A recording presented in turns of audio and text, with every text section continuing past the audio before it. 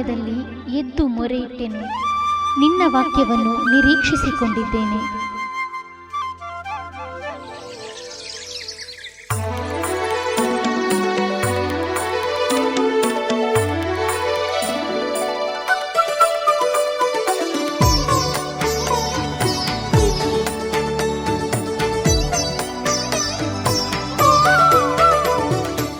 Praise the lord. ದೇವರ ಪರಿಶುದ್ಧ ನಾಮಕ್ಕೆ ಸ್ತೋತ್ರವಾಗಲಿ.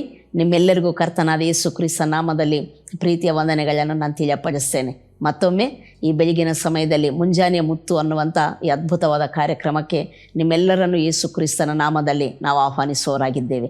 ನಿಜ, ಪ್ರತಿ ಮುಂಜಾನೆ ದೇವರ ವಾಕ್ಯವನ್ನು ಕೇಳುವಂಥದ್ದು ದೇವರನ್ನು ಗುರುತಿಸುವಂಥದ್ದಾಗಿದೆ. ದೇವರು ಇದ್ದಾನೆ ಎಂಬುದಾಗಿ ನಂಬುವಂಥದ್ದು ಸಹ ಆಗಿದೆ.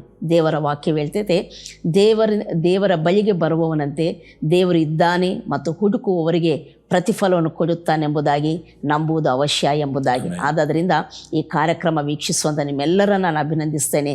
ಯಾಕಂದರೆ ನೀವು ದೇವರನ್ನು ನಂಬುವವರಾಗಿದ್ದೀರಿ. ಆದ್ದರಿಂದ ಈ ಕಾರ್ಯಕ್ರಮವನ್ನು ನೀವು ವೀಕ್ಷಿಸುವಂಥವರಾಗಿದ್ದೀರಿ. ಅಷ್ಟು ಮಾತ್ರವಲ್ಲ, ಪಾಸ್ಟರ್ವಾಗಲೇ ಹೇಳ್ತಾ ಇರ್ತಾರೆ ನಮ್ಮ ಪಾಸ್ಟ್ರು, ಪ್ರತಿದಿನ ದೇವರ ವಾಕ್ಯ ಯಾರು ಹೊಂದಿಕೊಳ್ತಾರೋ ಆ ವಾಕ್ಯ ಅವರನ್ನು ಜಯದಲ್ಲಿ ನಗಿಸುವಂಥದ್ದಾಗಿರ್ತದೆ ಎಂಬುದಾಗಿ. ಆದ್ದರಿಂದ ನೀವು ದೇವರ ವಾಕ್ಯಕ್ಕಾಗಿ ಕಾದುಕೊಂಡಿದ್ದೀರಾ. ಖಂಡಿತ ಈ ವಾಕ್ಯ ನಿಮ್ಮನ್ನು ಧನ್ಯ ಸ್ಥಿತಿಯಲ್ಲಿ ನಿತ್ಯವೂ ನಗಿಸುವಂಥದ್ದಾಗಿರ್ತದೆ. ಕರ್ತನಾಮಕ್ಕೆ ಸ್ತೋತ್ರ. ಈ ದಿನಕ್ಕೆ ನಾವು ದೇವರ ವಾಕ್ಯವನ್ನು ನಾವು ಧ್ಯಾನ ಮಾಡಲಿಕ್ಕೆ ಹೋಗೋಣ. ನಾವೆಲ್ಲರೂ ಆದಿಕಾಂಡ 15ನೇ ಸಂಧಿ 1ನೇ ವಚನವನ್ನು ನಾವು ಓದಿಕೊಳ್ಳೋಣ. ನಿಜ, ನನ್ನನ್ನು ಪ್ರತಿನಿತ್ಯ ನನ್ನನ್ನು ಬಲಪಡಿಸುವಂಥ, ನನಗೆ ಧೈರ್ಯ ಕೊಡುವಂಥ ಅನೇಕ ಮಾತುಗಳು ಸತ್ಯವೇದದಲ್ಲಿದ್ದಾವೆ. ಅದರಲ್ಲಿ ಇದು ಬಹಳ ಪ್ರಾಮುಖ್ಯವಾದಂಥ ಮಾತು ನನಗೆ. ಈ ವಾಕ್ಯದಿಂದ ಈ ದಿನ ನಾವು ದೇವರ ವಾಕ್ಯವನ್ನು ಧ್ಯಾನ ಮಾಡೋಣ. 15ನೇ ಸಂಧಿ ಆದಿಕಾಂಡ 1ನೇ ವಚನ.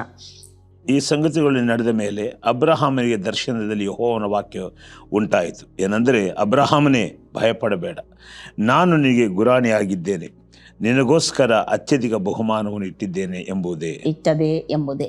ಹಲ್ಲೆಲೂಯಾ. ಇಲ್ಲಿ ಒಂದು ಅದ್ಭುತವಾದ ಮಾತೇನೆಂದರೆ, ಮೊದಲನೇದಾಗಿ ಈ ಸಂಗತಿಗಳು ನಡೆದ ಮೇಲೆ ಅಬ್ರಹಾಮನಿಗೆ ಯೆಹೋವನ ವಾಕ್ಯ ಉಂಟಾಯಿತು ಎಂಬುದಾಗಿ. ಅಬ್ರಹಾಮನ ಜೀವಿತವನ್ನು ಪ್ರತಿನಿತ್ಯ ನಾವು ಜ್ಞಾಪಕ ಮಾಡಿಕೊಳ್ತೇವೆ ವಿಶ್ವಾಸಿಗಳು. ಪ್ರತಿ ಸಾರಿ ಅಬ್ರಹಾಮನ ಜೀವಿತವನ್ನು ತೋರಿಸಿ ಅನೇಕ ದೇವರ ವಾಕ್ಯದ ಸತ್ಯಗಳು ನಮಗೆ ಬೋಧಿಸಲ್ಪಡುವಂಥವಾಗಿರ್ತವೆ. ಪ್ರತಿ ಸಂದೇಶದಲ್ಲಿ ಅಬ್ರಹಾಮನು ಒಂದು ಎಕ್ಸಾಂಪಲ್ ಆಗಿ ನಮ್ಮ ಮುಂದೆ ಮಾದರಿಯಾಗಿ ತೋರಿ ಬರುವಂಥ ಆತನಾಗಿರ್ತಾನೆ. ಯಾಕಂದರೆ ಅಬ್ರಹಾಮನು ದೇವರನ್ನು ನಂಬಿದ್ದ. ಅಬ್ರಹಾಮನು ದೇವರಿಂದ ಅತ್ಯಧಿಕವಾಗಿ ಆಶೀರ್ವದಿಸಲ್ಪಟ್ಟ. ಅವನಿಗೆ ನಿರೀಕ್ಷೆ ಅಂದರೆ 100 ವರ್ಷ ಪ್ರಾಯದಲ್ಲಿ ದೇವರ ವಾಗ್ದಾನ ಅಸಾಧ್ಯವಾದ ಪರಿಸ್ಥಿತಿಗಳಲ್ಲಿ, ಅಸಾಧ್ಯವಾದ ಆ ಸಂದರ್ಭದಲ್ಲಿ ದೇವರ ವಾಗ್ದಾನ ಅವನ ಜೀವನದಲ್ಲಿ ನೆರವೇರಿತು. ಆತನಿಂದಲೇ ಮತ್ತು ಒಂದು ಜನಾಂಗ ಉಂಟಾಯಿತು. ಆ ಜನಾಂಗದಿಂದ ಲೋಕರಕ್ಷಕನಾದ ಯೇಸು ಸ್ವಾಮಿ ಈ ಲೋಕಕ್ಕೆ ಬಂದ. ಇದೆಲ್ಲ ಆತನ ಜೀವನದಲ್ಲಿ ದೇವರು ಮಾಡಿರುವಂಥ ಆಶೀರ್ವಾದಗಳಿರುವುದರಿಂದ ಅಬ್ರಹಾಮನ ನಾವು ಜ್ಞಾಪಕ ಮಾಡಿಕೊಳ್ತೇವೆ. ಕೆಲವೊಮ್ಮೆ ಅವನ ಜೀವಿತ, ಅವರ ನಂಬಿಕೆ, ಅವನ ದೇವರೊಂದಿಗೆ ನಡೆದಂಥ ರೀತಿ, ಇದೆಲ್ಲ ನಮ್ಮ ಜೀವಿತಕ್ಕೆ ಒಂದು ದೊಡ್ಡ ಪ್ರೇರಣೆ ಸಹ ಈ ಆತ್ಮಿಕ ಜೀವನದಲ್ಲಿ ಆಗುವಂಥದ್ದಾಗಿರ್ತದೆ. ಈ ರೀತಿ ಅಬ್ರಹಾಮನು ಆಶೀರ್ವದಿಸಲ್ಪಡಲಿಕ್ಕೆ, ಅನೇಕರಿಗೆ ಮತ್ತು ನಂಬಿಕೆ ಇದ್ದವರಿಗೆಲ್ಲರಿಗೂ ತಂದೆಯಾಗುವುದಕ್ಕೆ, ಅನೇಕರಿಗೆ ಆತ್ಮೀಯ ಜೀವನದಲ್ಲಿ ಅದ್ಭುತವಾದ ಪ್ರೇರಣೆ ಆಗಿರುವುದಕ್ಕೆ ಕಾರಣ ಏನು ಅಂತ ನಾವು ನೋಡುವಂಥದ್ದಾದರೆ, ಇಲ್ಲಿ ಒಂದು ಅದ್ಭುತವಾದ ಮಾತಿದೆ. ಅಬ್ರಹಾಮನಿಗೆ ಯೆಹೋವನ ವಾಕ್ಯ ಉಂಟಾಯಿತು ಎಂಬುದಾಗಿ. ಆತನಿಗೆ ದೇವರ ವಾಕ್ಯ ಉಂಟಾಯಿತು. ಆ ವಾಕ್ಯವನ್ನು ಈತನು ನಂಬಿದ. ಆ ನಂಬಿಕೆ ಮೂಲಕ ಆತನ ಅದ್ಭುತವಾಗಿ ದೈವ ಆಶೀರ್ವಾದದಲ್ಲಿ ನಡೆದವನಾದ. ಈ ಬೆಳಗಿನ ಸಮಯದಲ್ಲಿ ನಾನು ನಿಮಗೆ ಪ್ರೋತ್ಸಾಹಪಡಿಸುವಂಥದ್ದೇನೆಂದರೆ, ನಿಮಗೆ ದೇವರ ವಾಕ್ಯ ಉಂಟಾಗುವಂಥದ್ದಾದರೆ ನಿಮ್ಮ ಜೀವನವನ್ನು ಯಾರು ನಿಮ್ಮ ಅಭಿವೃದ್ಧಿಯನ್ನು ನಿಲ್ಲಿಸಲಿಕ್ಕೆ ಸಾಧ್ಯನೇ ಇಲ್ಲ.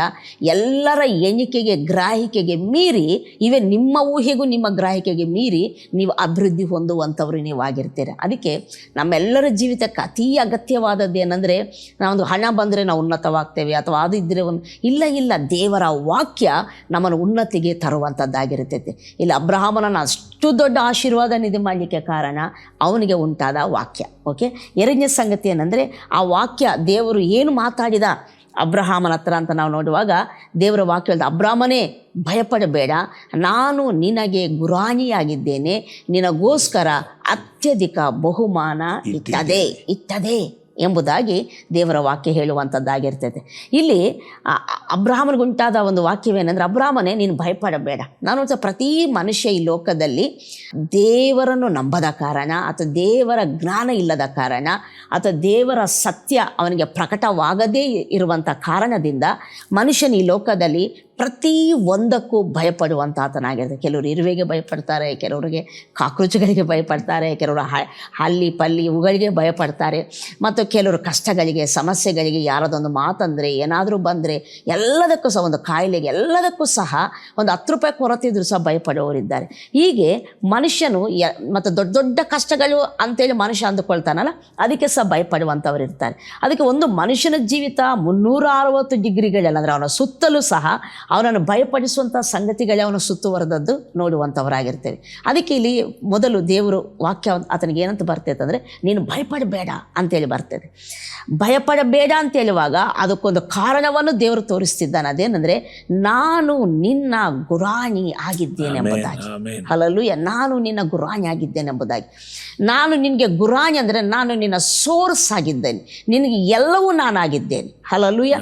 ನಾನು ನಿನಗಿದ್ದೇನೆ, ನಾನು ನಿನಗೆಲ್ಲ ಪರಿಹಾರವನ್ನು ನಾನಾಗಿದ್ದೇನೆ ಎಂಬುದಾಗಿ ದೇವರ ಮಾತನ್ನು ಹೇಳುವಂಥದ್ದು. ನಾನು ನಿನಗೆ ಗುರಾಣಿಯಾಗಿದ್ದೇನೆ ಅಂದರೆ ನಾನು ನಿನ್ನ ಸರ್ವವಾಗಿದ್ದೇನೆ. ನಿನ್ನ ಬಲವು, ನಿನ್ನ ಜ್ಞಾನವು, ನಿನ್ನ ನೀತಿ, ನಿನ್ನ ಶುದ್ಧೀಕರಣ, ಅಷ್ಟು ಮಾತ್ರವಲ್ಲ, ನಿನ್ನನ್ನು ಗುಣಪಡಿಸುವಾತನು, ನಿನಗೆ ಒದಗಿಸುವಾತನು, ನಿನ್ನನ್ನು ಸಾಕುವಾತನು, ಕೇಡುಗಳಿಗೆ ತಪ್ಪಿಸುವಾತನು, ಜಯಗಳನ್ನು ಕೊಡುವಾತನು, ನಿನಗೋಸ್ಕರ ಯುದ್ಧ ಮಾಡುವಾತನು, ಮಾರ್ಗಗಳು ಮಾಡುವಾತ, ಎಲ್ಲವೂ ಮನುಷ್ಯನಿಗೆ ಯಾವಾಗ ಏನು ಬೇಕು, ಏನೆಲ್ಲ ಅಗತ್ಯವಿದೆ ಅದೆಲ್ಲ ಆತನಾಗಿದ್ದಾನೆ ಎಂಬುದಾಗಿ ನಾನು ಗುರಾಣಿಯಾಗಿದ್ದೇನೆಂಬ ಮಾತಿನಲ್ಲಿ ದೇವರು ಅಬ್ರಹಾಮನಿಗೆ ತಿಳಿಸುವಾತನಾಗಿದ್ದಾನೆ. ನಾನೇ ಇದೆಲ್ಲವೂ ನಿನಗೆಲ್ಲವೂ ಆಗಿರುವಾಗ ನೀನು ಭಯಪಡಲಿಕ್ಕೆ ಕಾರಣನೇ ಇಲ್ಲ. ಸಮಸ್ಯೆ ಬಂತ, ನಾನು ಪರಿಹಾರಕ. ರೋಗ ಬಂತ, ನಾನು ಗುಣಪಡಿಸುವ ಆರೋಗ್ಯದಾಯಕನು. ಕೊರತೆ ಬಂತ, ನಾನು ಒದಗಿಸುವಾತನು. ಯಾರಾದರೂ ವಿರೋಧಿಗಳಿದ್ದಾರ, ಹೋರಾಟಗಳಿದ್ದಾವ, ನಾನು ಜಯ ಕೊಡುವಂಥ, ನಾನು ನಿನ್ನ ಜಯಧ್ವಜವಾಗಿದ್ದೇನೆ. Praise the Lord. ಓ, ಜ್ಞಾನ ಇಲ್ವಾ ಈ ಲೋಕದಲ್ಲಿ ನಡೀಲಿಕ್ಕೆ? ನಾನು ನಿನ್ನ ಜ್ಞಾನವಾಗಿದ್ದೇನೆ. ಬಲ ಇಲ್ವಾ? ನಾನು ನಿನ್ನ ಬಲವಾಗಿದ್ದೇನೆ. ನಾನೇ ನಿನ್ನ ಸೋರ್ಸ್ ಆಗಿದ್ದೇನೆ, ನಿನ್ನ ಆಧಾರವಾಗಿದ್ದೇನೆ ಎಂಬುದಾಗಿ ದೇವರು ಅಬ್ರಹಾಮನಿಗೆ ತನ್ನ ವಾಕ್ಯವನ್ನು ಕೊಡ್ತಾನೆ. ಹಲ್ಲೆಲೂಯಾ. ಅದಕ್ಕೆ ನಾನು ನಿನ್ನ ಬಲವಾಗಿದ್ದಾಗ ಭಯಪಡಲಿಕ್ಕೆ ಕಾರಣವಿಲ್ಲ, ಅಲ್ಲಿ ಭಯ ಹೊರಟು ಹೋಗ್ತೈತೆ. ಎರಡನೇ ಸಂಗತಿ ಏನಂದರೆ, ನಿನಗೋಸ್ಕರ ಅತ್ಯಧಿಕ ಬಹುಮಾನ ಇಟ್ಟದೆ ಎಂಬುದಾಗಿ. ಅತ್ಯಧಿಕವಾಗಿ ಬಹುಮಾನ ಇಟ್ಟದೆ ಎಂಬುದು, ಇದು ಬಹಳ ಅದ್ಭುತವಾದಂಥ ಮಾತು.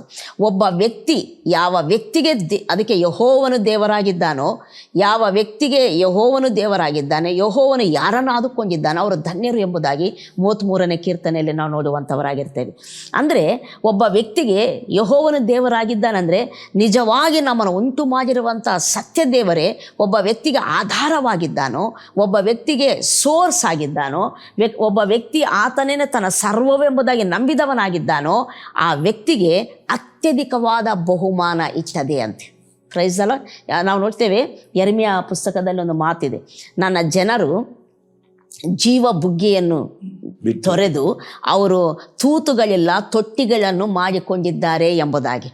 ತೂತುಗಳಿಲ್ಲ ತೊಟ್ಟಿಗಳನ್ನು ಮಾಡಿಕೊಂಡಿದ್ದಾರೆ ಅಂದರೆ ಎಕ್ಸಾಸ್ಟೇಬಲ್ ಸೋರ್ಸ್ ಎಂಬುದಾಗಿ ದೇವರ ಬಗ್ಗೆ ಹೇಳಲ್ಪಡ್ತೈತೆ. ಎಷ್ಟು ನೀನು ಆತನಿಂದ ತೆಗೆದರೂ, ನಿನಗೆ ಎಷ್ಟು ದೊಡ್ಡ ಸಂಗತಿ ಅಗತ್ಯವಾಗಿದ್ದರೂ, ಅದು ಹಣ ಆಗಿರ್ಬೋದು, ಆರೋಗ್ಯ, ಏನೇ ಸಂಗತಿ ಆಗಿರ್ಬೋದು, ಏನೇ ನಿನಗೆ ಎಂಥ ಇದು ದೊಡ್ಡದಪ್ಪ ಅಂತ ಹೇಳುವಂಥ ಸಂಗತಿ ಇದ್ದರೂ, ಅದನ್ನು ದೇವರಿಂದ ನೀನು ಎಷ್ಟು ತೆಗೆದ್ರೂ ಸಹ ಆತನಲ್ಲಿ ಯಾವತ್ತೂ ಫುಲ್ಲೇ ಇರ್ತೈತೆ. ಅದು ಬುಗ್ಗೆ, ಅದು ಜೀವದ ಬುಗ್ಗೆ. ಆದರೆ ಮನುಷ್ಯರು ಏನು ಮಾಡ್ತಾರೆ, ಕೆಲವು ಸರ್ತಿ ಇಂಥ ಜೀವದ ಬುಗ್ಗೆಯನ್ನು ತೊರೆದು ಬಿಟ್ಟು ಮೋಸ, ಸುಳ್ಳು, ಅನ್ಯಾಯದಿಂದ ಬದುಕಬೇಕಂತ ನೋಡ್ತಾರೆ. ಯಾಕಂದರೆ ಅವರ ಆಧಾರ ದೇವರನ್ನು ಅಲ್ಲದೆ ಈ ಲೋಕದ ಸಂಗತಿಗಳನ್ನು ಆಧಾರ ಮಾಡಿಕೊಂಡು. ಯಾಕಂದರೆ ಹಣವೇ ನನ್ನ ಸರ್ವಸ್ವ, ಈ ಹಣವೇ ನನ್ನನ್ನು ಕಾಪಾಡ್ತೈತೆ, ಈ ಹಣವೇ ನನಗೆ ಕಷ್ಟಕ್ಕಾಗ್ತೈತೆ. ಹಣವನ್ನು ಕೂಡ ದೇವರು ಕೊಡ್ತಾನೆ, ಆದರೆ ಹಣವನ್ನೇ ಸೋರ್ಸ್ ಮಾಡ್ಕೊಂಡಿರ್ತಾರೆ, ಹಣವೇ ತಮ್ಮ ಗುರಾಣಿ ಅಂದುಕೊಂಡಿರ್ತಾರೆ. ಆಗ ಅನ್ಯಾಯಕ್ಕೆ, ಸುಳ್ಳಿಗೆ, ವಂಚನೆಗೆ ಕೈ ಹಾಕ್ತಾರೆ. Praise the Lord. ತನಗೆ ತೃಪ್ತಿ ಬೇಕಂದರೆ ಯಾವುದೋ ಮನುಷ್ಯನ ಪ್ರೀತಿ, ಮನುಷ್ಯನ ಸಂಗತಿಗಳನ್ನು ಹಾಕಿಕೊಳ್ತಾರೆ. ಮನುಷ್ಯನನ್ನು, ತನ್ನ ಉದ್ಯೋಗವನ್ನು, ವಿದ್ಯೆಯನ್ನು, ಹಣವನ್ನು, ಆಸ್ತಿಗಳನ್ನು, ಫೇಮನ್ನು, ಈ ಸಂಗತಿಗಳನ್ನು, ಈ ಲೋಕದಲ್ಲಿ ಕಣ್ಣಿಗೆ ಕಾಣುವ ಸಂಗತಿಗಳನ್ನು ಆಧಾರ ಮಾಡಿಕೊಂಡಾಗ ಅತ್ಯಧಿಕ ಬಹುಮಾನವಿಲ್ಲ.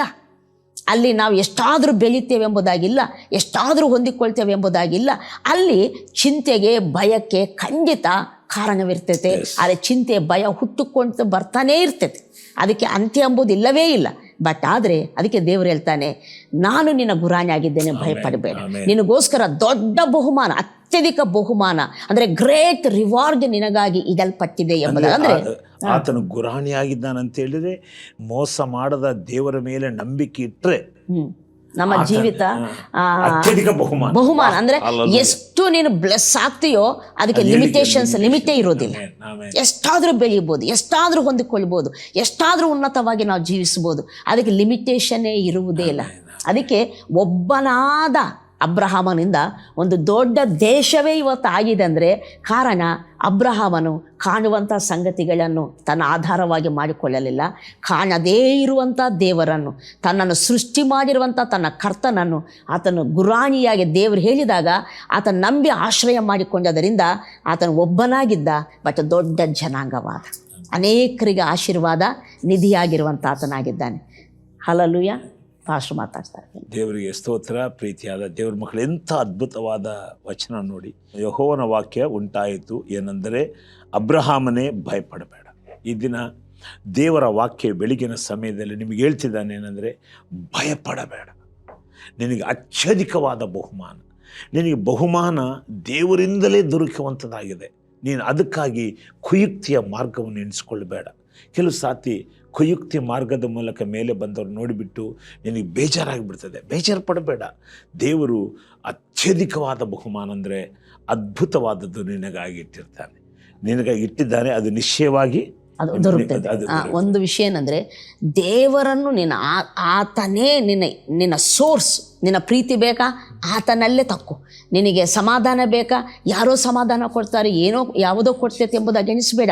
ನನ್ನ ದೇವರು ನನ್ನ ಸಮಾಧಾನ ಕರ್ತನೆಂಬುದಾಗಿ ಆತನ ಮೇಲೆ ಆತುಕೊಳ್ಳೋದೇ ಸಮಾಧಾನ ತರುವಂಥದ್ದಾಗಿರುತ್ತೆ. ನಿನ್ನ ಮಾನಕ್ಕೂ ಗೌರವಕ್ಕೂ ಆತನೇ ಆಧಾರ, ನಿನ್ನ ಎಲ್ಲದಕ್ಕೂ ಆತನೇ ಆಧಾರ. ಯಾವಾಗಾದ್ರೆ ಹಾಗೆ ಆತನನ್ನು ನಾವು ಆತುಕೊಳ್ತೇವೋ, ನಿನ್ನ ಬಹುಮಾನ, ನಿನ್ನ ರಿವಾರ್ಡು ಅತ್ಯಧಿಕವಾಗಿ ಇರುವಂಥದ್ದಾಗಿರ್ತದೆ. ಅದಕ್ಕೆ ಈ ಬೆಳಗಿನ ಸಮಯದಲ್ಲಿ ನಾವು ನಿಮಗೆ ಹೇಳುವಂಥದ್ದೇನೆಂದರೆ, ನಿನ್ನನ್ನು ಸೃಷ್ಟಿ ಮಾಡಿರುವಂಥ ದೇವರೇ ಯೇಸುವಾಗಿ ಲೋಕಕ್ಕೆ ಬಂದಾತನಾಗಿದ್ದಾನೆ. ಆತನೇ ಹೇಳ್ತಾನೆ, ನಾನೇ ಒಳ್ಳೆಯ ಕುರುಬನು ಎಂಬುದಾಗಿ, ನಾನೇ ಜೀವ ಜಲದ ಬುಗ್ಗೆ ಅಥವಾ ಜೀವಕರವಾದ ರೊಟ್ಟಿ ಎಂಬುದಾಗಿ, ನನ್ನನ್ನು ತಿನ್ನುವವನು ಸಾಯುವುದೇ ಇಲ್ಲ ಎಂಬುದಾಗಿ. ಅಂದರೆ ಆತನನ್ನು ನಂಬಿದರೆ ನಮಗೆಂದಿಗೂ ಸಹ ಕೊರತೆ ಯಾವ ವಿಷಯದಲ್ಲಿ ಆಗುವುದೇ ಇಲ್ಲ. ಆದ್ದರಿಂದ ಈ ಬೆಳಗಿನ ಸಮಯದಲ್ಲಿ ಆತನು ನಿನ್ನ ಗುರಾಣಿಯಾಗಿದ್ದಾನೆ, ಆತನು ನಿನ್ನ ಗುರಾಣಿಯಾಗಿದ್ದಾನೆ. ಇದನ್ನು ನಂಬಿರಿ, ನಿಮ್ಮ ಬಹುಮಾನ ಅತ್ಯಧಿಕವಾಗಿ ಇಟ್ಟಿರುವಂಥದ್ದು ಆಗಿರ್ತದೆ. ದೇವರ ಆಶೀರ್ವಾದ ಮಾಡಲಿ. ಪಾಸ್ಟರ್ ಪ್ರೇಯರನ್ನು ಪ್ರಾರ್ಥನೆ ಮಾಡಿಕೊಳ್ಳೋಣ. ಕೃಪಾಭರಿತನು ಸರ್ವಶಕ್ತನಾಗಿರೋ ದೇವರೇ, ಈ ಮುಂಜಾನ ಸಮಯದಲ್ಲಿ ನೀನು ನಮಗೆ ಕೊಡ್ತಿರುವ ಅಭಯವಾದ ನಿನ್ನ ಮಾತುಗಳಿಗಾಗಿ ಸ್ತೋತ್ರ. ಭಯಪಡಬೇಡ, ನಾನು ನಿನಗೆ ಖೇಡ್ಯವಾಗಿದ್ದೇನೆ, ನಿನಗೆ ಅತ್ಯಧಿಕವಾದ ಬಹುಮಾನವನ್ನು ಇಟ್ಟಿದ್ದೇನೆ. ಸ್ವಾಮಿ, ನಮ್ಮ ಬಹುಮಾನಗಳು ಎಲ್ಲ ಒಳ್ಳೆ ದಾನಗಳು ಬರುವುದು ನಿನ್ನಿಂದಲೇ. ಕರ್ತನೆ, ನಿಶ್ಚಯವಾಗಿ ಕರ್ತನೆ ಸ್ವಾಮಿ, ನಮ್ಮನ್ನು ಆಶೀರ್ವದಿಸುವ ದೇವರಾಗಿದ್ದಿ. ಕರ್ತನೆ, ನಮ್ಮನ್ನು ಪ್ರೀತಿಸುವನಾಗಿದ್ದಿ. ನಮ್ಮ ಜೀವಿತದ ಪ್ರತಿ ಸಂಗತಿಗಳು ನೀನು ಸೋರ್ಸ್ ಆಗಿದ್ದಿ. ಅದಕ್ಕೆ ಸ್ವಾಮಿ, ಲೋಕದಲ್ಲಿ ನಮ್ಮ ಮನಸ್ಸು ನಿನ್ನಲ್ಲೇ ಇಟ್ಟು ಮುಂದೆ ಸಾಗುವಂತೆ ಸಹಾಯ ಮಾಡು. ಈ ಕಾರ್ಯಕ್ರಮವನ್ನು ವೀಕ್ಷಿಸಿರುವ ನಮ್ಮ ಪ್ರಿಯ ಮಕ್ಕಳೆಲ್ಲರಿಗೂ ನೀನು ಇರುವ ಭರವಸೆ, ನೀನು ಗುರಾಣಿ ಆಗಿದ್ದೆ ಎಂಬುದಾಗಿ ತಿಳಿದು ನಿನ್ನಲ್ಲಿ ಅವರು ನಂಬಿಕೆ ಇಟ್ಟು ಸಾಗುವಂತೆ ಸಹಾಯ ಮಾಡು. ಯೇಸುವಿನ ನಾಮದಲ್ಲಿ ಬೇಡಿದ್ದೇವೆ, ಪ್ರೀತಿಯುಳ್ಳ ಪರಲೋಕದ ತಂದೆ, ಆಮೆನ್. ಸುವಾರ್ತೆ ತಲುಪದ ಊರು ಇರಲೇಬಾರದು, ಸಭೆಯೂ ಇಲ್ಲದ ಗ್ರಾಮ ಇರಬಾರದೆಲ್ಲಿಯೂ. ಸುವಾರ್ತೆ ತಲುಪದ ಊರು ಇರಲೇಬಾರದು, ಸಭೆಯೂ ಇಲ್ಲದ ಗ್ರಾಮ ಇರಬಾರದೆಲ್ಲಿಯೂ.